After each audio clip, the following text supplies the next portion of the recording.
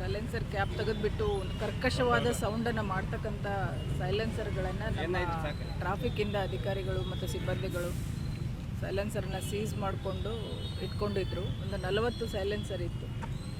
ಈಗ ನಿಮ್ಗಳ ಮುಂದೆ ಮಾಡೋ ಉದ್ದೇಶ ಏನಂದರೆ ಆ ಥರ ಕರ್ಕಶ ಆವಾಜ್ ಹಾಕಿ ಯಾರೂ ಸೈಲೆನ್ಸರ್ ಬಳಸಬಾರ್ದು ಅನ್ನೋದೊಂದು ಮೆಸೇಜ್ ಕೊಡಲಿಕ್ಕೆ ಅದನ್ನು ನಾವು JCBಯಿಂದ ಡೆಸ್ಟ್ರಾಯ್ ಮಾಡಿದ್ದೀವಿ, ಸೀಸ್ ಮಾಡಿದ್ದನ್ನು. ಅವ್ರಿಗೆ ಆಗಲೇ ಇಂಡಿಯನ್ ಮೋಟರ್ ವೆಹಿಕಲ್ ಆ್ಯಕ್ಟ್ ಪ್ರಕಾರ ನಾವು ಅವತ್ತೇ ಫೈನ್ ಹಾಕಿರ್ತೀವಿ. ಅದಾದಮೇಲೆ ಇದು ಡೆಸ್ಟ್ರಾಯ್ ಮಾಡಿದ್ದೀವಿ. ಇದು ಏನು ಜಾಗೃತಿ ಮೂಡಿಸ್ಲಿಕ್ಕೆ ಮತ್ತು ಎಚ್ಚರಿಕೆ ಕೊಡಲಿಕ್ಕೆ 2 ವಿಚಾರದಲ್ಲಿ ನಾವು ಮಾಡಿದಂಗೆ.